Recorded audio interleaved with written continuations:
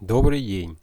Сегодня мы рассмотрим такую тему, как конденсатор цепи постоянного тока. На рисунке 8.7 показана электрическая цепь, состоящая из батарейки, лампочки и конденсатора.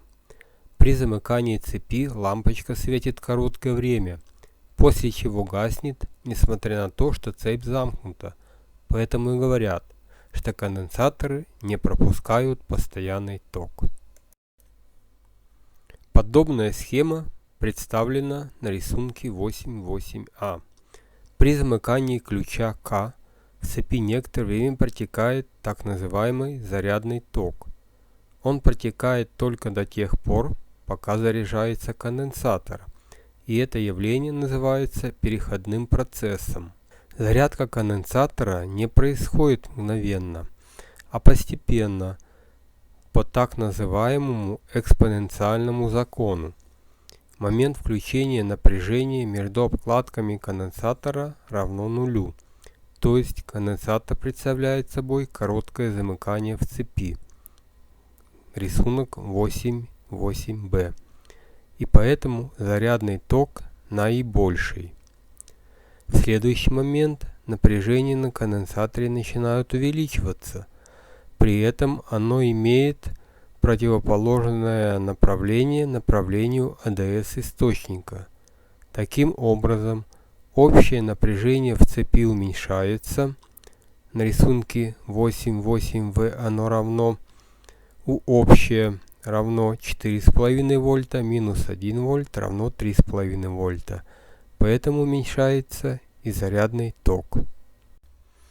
На рисунке 8.9 показано изменение тока и напряжения в рассматриваемой конкретной схеме. Видно, что переходной процесс продолжается довольно долго. Однако для практических расчетов принимаем, что переходной процесс заканчивается тогда, когда напряжение на конденсаторе достигает 95% напряжения источника тока, или когда зарядный ток достигает только 5% тока в первый момент включения. На этом переходной процесс практически заканчивается, то есть конденсатор заряжен и ток в цепи больше не протекает. Продолжительность переходного процесса можно вычислить по формуле T равно 3RC.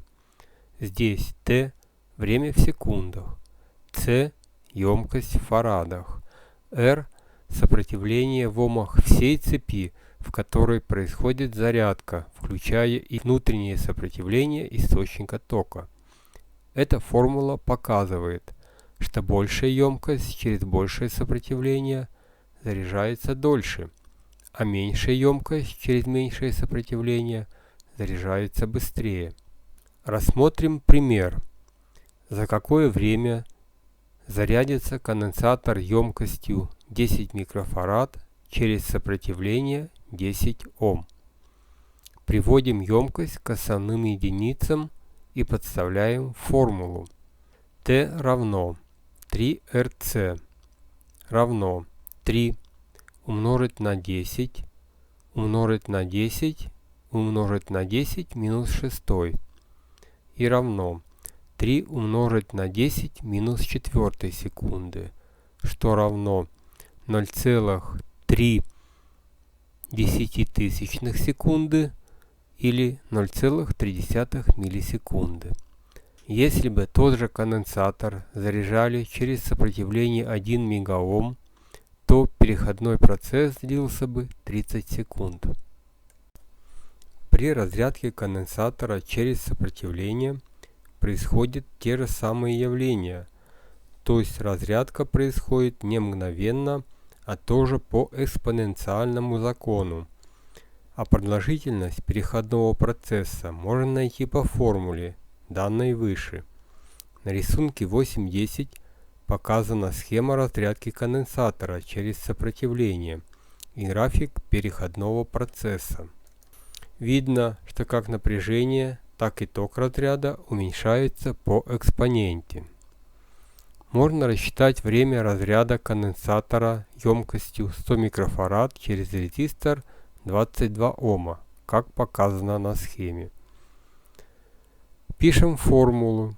T равно 3 RC и равно 3 умножить на 22 умножить на 100 и умножить на 10 минус 6 равно 66 умножить на 10 минус 4 и равно 6,6 миллисекунды или 0,66 секунды.